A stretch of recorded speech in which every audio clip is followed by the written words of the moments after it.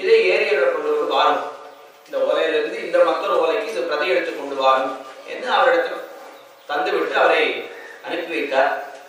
இவர் தம்முடைய கிராமத்திற்கு செல்கிறார். நம்பூர் வரதர். அது காவேரியை தாண்டி செல்லவணும். திடீரென்று காவேரியில வெள்ளம் பெருகியது. அந்த அகையன் என்ன செய்தார்? அந்த ஓலைகளை எல்லாம் எடுத்து பத்திரமாக தம்முடைய சிரசிலே தலைப்பாகையிலே கட்டிக்கொண்டு காவேரியை நீந்திக் கொண்டு செல்கிறார் காவேரியிலே. ஆனால் வெள்ளம் பெருக்கெடுத்தது. இவர் தம்முடைய அந்த மிகவும் கடினமாக சிரமப்பட்டு அந்த காவேரி கடக்க முற்படுகிறார். இருந்தாலும் அந்த தலைப்பாகையில கட்டியிருந்து அந்த ஸ்ரீகோஷமானது நழுவி விடுகிறது. ரொம்ப இவருக்கு சோகம் வந்து விட்டது. ஆஹா, இப்படி ஆச்சாரிய சொன்ன ஒரு வார்த்தையை நம்மால செய்ய முடியவில்லையே, இது பெரிய அபச்சாரமாக ஆகிவிட்டதே அப்படின்னு நம்முடைய திருமாளிகை சென்றார்.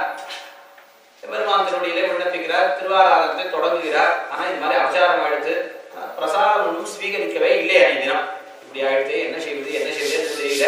பெருமாளை கொண்டு திருவாராதனம் செய்தார். அப்படியே கண்களை மூடிக்கொண்டு இருக்கிறார். அப்படியே உறங்கி விடுகிறார் நம்பூர் வரதர். அப்பொழுது எம்பெருமான ஒரு சொப்னம் சாதித்து, வரதாச்சாரியரே, நீர் கவலைப்படாதீனும், நாமே உமக்கு இருந்து இந்த முன்னடியை எடுத்துக் கொடுக்கிறோம். உங்களுடைய ஆச்சாரியன் என்ன சொல்கிறாரோ அதுதான் உங்களுடைய நெஞ்சிலே தோன்றும்.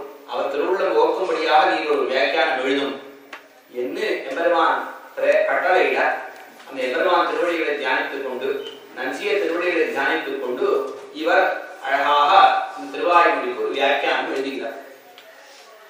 அதை முடித்துவிட்டு அதை கொண்டு போய் தன்னுடைய ஆச்சாரியனிடத்திலே சமர்ப்பிக்கிறார். நஞ்சியத்தை திருக்கண் சாத்துகிறார். பார்த்தா ரொம்ப அற்புதமாக இருக்கு. நாம் எப்படி எழுதியிருக்கிறோம் அதே மாதிரி இருக்கு. அதை விட இன்னும் ஒருபடி மேலாகவும் இருக்கு. நாம் சொன்ன அர்த்தங்கள் எதையும் படவே இல்லை. ஆனால் இந்த வாக்கிய விஞ்ஞானம்